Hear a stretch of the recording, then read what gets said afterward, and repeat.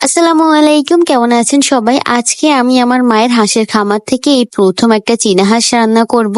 আমার মায়ের অনেক যত্নের, অনেক শখের ছোট্ট একটা হাঁস মুরগির খামার আছে আলহামদুলিল্লাহ। একটা দুইটা থেকে শুরু করে এখন মাশাআল্লাহ আল্লাহ যা দিছে এগুলো থেকে নিজেরা খেয়ে বিক্রিও করা যায়। তবে আমরা আমাদের এই ছোট্ট খামারের হাঁস মুরগিগুলো তেমন একটা বিক্রি করতে চাই না, খুবই অল্প বিক্রি করা হয়, বেশিরভাগটাই নিজেদের খাওয়ার জন্য রেখে দেওয়া হয়। দেশি হাঁস মুরগি বলে কথা, আমাদের বাসায় আমার আব্বা আমার ভাইয়া এখন আর কেউই তেমন একটা ফার্মের মুরগিগুলো খেতে চায় না। আর এখন তো ফার্মের মুরগিগুলোর মধ্যে বেশি করে আরো রোগ দেখা দিচ্ছে। ফার্মের মুরগিগুলোকে সুস্থ রাখার জন্য, মোটা করার জন্য যে ধরনের মেডিসিন গুলো ব্যবহার করা হয়, ওই মেডিসিন গুলো আমাদের মানুষদের শরীরের জন্য একেবারেই ক্ষতিকর। কিন্তু দেখেন, তারপর আমরা ফার্মের মুরগিগুলো খাওয়া বন্ধ করতে পারতেছি না। শত চেষ্টা করার পরেও মাঝে মধ্যে কিন্তু এই ফার্মের মুরগিগুলো খাওয়া হয়ে যায়। ফার্মের মুরগিগুলো যত বেশি করে আমাদের খাওয়া হবে ততই আমাদের শরীরে ক্ষতি হয়ে যাবে। তাই আমাদের সবার উচিত নিজেদের বাসায় এরকম ছোট্ট করে হলেও একটা দেশি হাঁস মুরগির খামার গড়ে তোলা। আর দেশীয় হাঁস মুরগি খেতে কতটা মজা সেটা তো আমরা সবাই জানি। পুরো মজাটা নিয়ে খাওয়া যায়, শরীরের মধ্যে কোনো রকমের রোগ ব্যাধি বাসা বাঁধার টেনশনই নিতে হয় না। তার সাথে তো দেশি হাঁস মুরগির দেশি ডিম রয়েছেই। বাজার থেকে নিয়ে আসা ডিমগুলোর মধ্যে সম্পূর্ণ পুষ্টিগুণ থাকে না, কখনো কখনো নকল ডিমও খেতে হয়। কিন্তু দেশি হাঁস মুরগির ডিমগুলোর মধ্যে তো একেবারে সম্পূর্ণ পুষ্টিগুণ থাকে, যেটা আমাদের শরীরের জন্য অনেক উপকারী। তাই সবাই ফার্মের মুরগি খাওয়া বন্ধ করে দিয়ে দেশি হাঁস মুরগি লালন পালন করা শুরু করে দেন। যার যতটুকু জায়গা আছে, সামর্থ্য আছে, ওইগুলোর মধ্যেই। আমার মা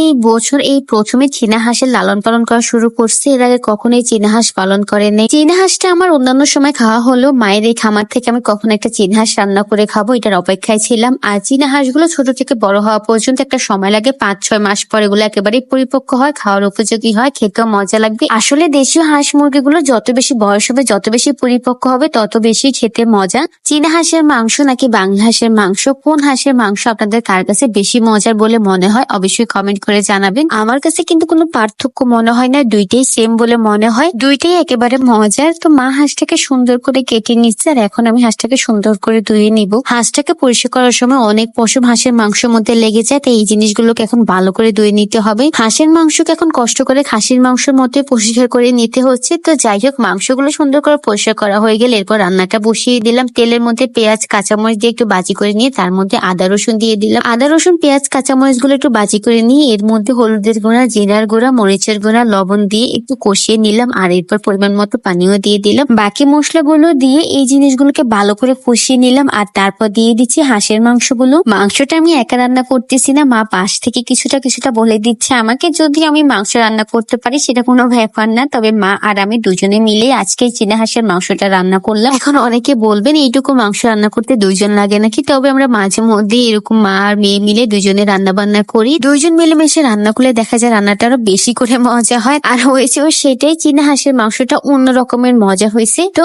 আমার চীনা হাঁসের মাংস রান্না কার কাছে কেমন আছে কমেন্ট করে জানাবে। দেখা হবে আবার অন্য কোনো ভিডিওতে। সবাই ভালো থাকবেন, সুস্থ থাকবেন, সবাইকে আল্লাহ হাফেজ।